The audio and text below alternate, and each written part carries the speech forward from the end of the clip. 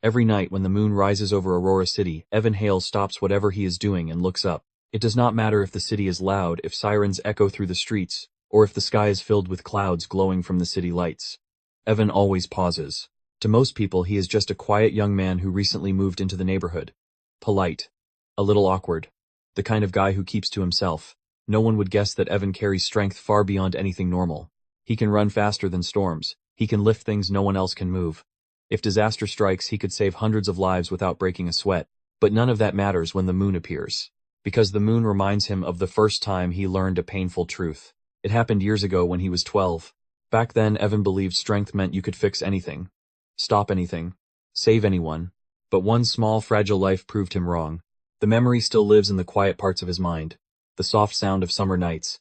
The old wooden porch behind his childhood home. And a tiny companion who used to sit beside him, staring at the moon as if it understood every secret he carried. That small life was the first being Evan ever truly loved. And the first one he could not save.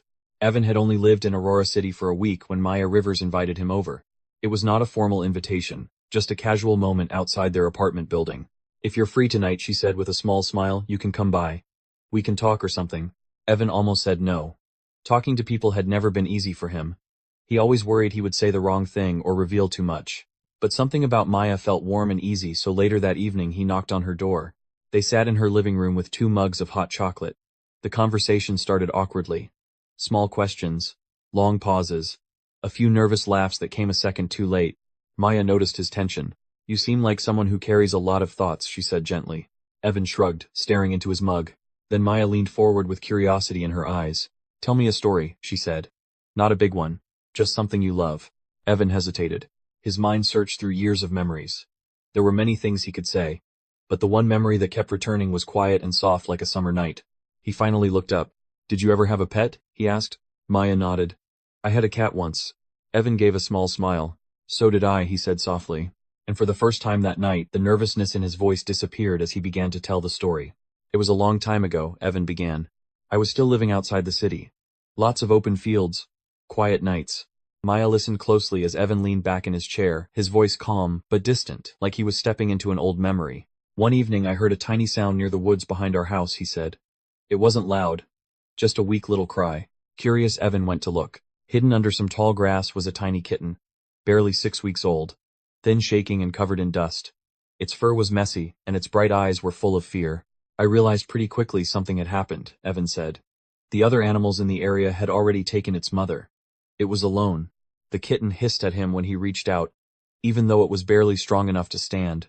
"That was the funny part," Evan said with a quiet smile.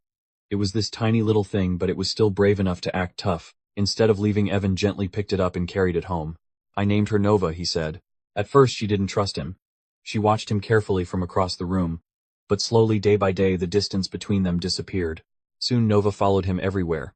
And without realizing it, Evan had just found his very first true friend. Nova did not care that Evan was different. That was the strange and wonderful thing about her. Other people sometimes looked at Evan like he was unusual. Teachers noticed he learned too fast. Kids noticed he could move quicker than anyone else. Evan always had to pretend to be normal. But Nova never questioned anything. "She just accepted me," Evan said quietly. At night she would curl up near his bed, always choosing a spot where she could see him. Sometimes Evan would wake up in the middle of the night and find her watching him with calm, bright eyes. Like she was guarding him. But the moments Evan remembered most happened during the summer. Behind his house was a small wooden porch that faced the open fields. When the air was warm and the crickets filled the night with sound, Evan would sit there and watch the moon rise. Nova always joined him. She loved the moon, Evan told Maya. The small cat would sit beside him, her tail wrapped neatly around her paws, staring up at the glowing circle in the sky. She could stay like that for a long time, completely still. For Evan, those nights were peaceful. His mind, which was usually full of noise and strange thoughts, finally became quiet. Just a boy. A cat. And the soft silver light of the moon above them both. But peaceful moments do not last forever. Evan did not notice the change at first. Life was busy. School chores, small routines that filled each day. Nova still followed him around the house. She still sat beside him on the porch at night. But one morning something felt different. "She didn't jump onto my bed," Evan said softly. Nova had always done that. Every morning she would leap up and sit beside him, waiting for him to wake up. It was their little ritual. That morning the room was quiet. Evan found her resting near the window where the moonlight had been shining the night before. She looked peaceful, almost like she was simply watching the world outside. At first Evan thought she was just tired. He knelt beside her and gently called her name. Nova. She opened her eyes slowly. There was no fear in them. No pain. Just a calm warmth that Evan would remember forever. She looked at me like she wanted me to understand something, he said. Her breathing was quiet, soft, fading. Evan held her carefully, hoping his warmth would somehow fix what was happening, hoping his strength could do something. But for the first time in his life, none of his abilities mattered. All he could do was sit there and watch the small life he loved slowly slip away. I cried harder than I ever had before, Evan said. For a long time he simply sat on the floor holding Nova close to his chest. The room was quiet, except for the sound of his breathing breaking between tears. He kept hoping something would change. Maybe she would suddenly move. Maybe her eyes would open again. Maybe this was just a mistake the world would fix if he waited long enough. But nothing happened. The house was silent. The morning light slowly filled the room. And Nova stayed perfectly still. I had always believed I could protect the things around me, Evan told Maya. I was strong. Faster than anything. Nothing could ever hurt the people I cared about. But that belief disappeared in that moment. Because no matter how strong he was, he could not stop time.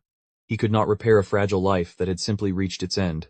Evan buried his face in Nova's soft fur and cried until his chest hurt and his eyes burned. For the first time he understood something that no amount of strength could change. Some things in life cannot be saved. And sometimes love means standing there helpless, while the world quietly takes something precious away from you. After a long time, the tears finally slowed. Evan wiped his eyes and looked down at Nova one more time. Her small body rested peacefully in his arms, the same way she used to sleep after long summer evenings. I didn't want to say goodbye in a sad place, Evan said quietly. So he carried her outside. The morning air was cool, and the fields behind the house were still covered with soft light.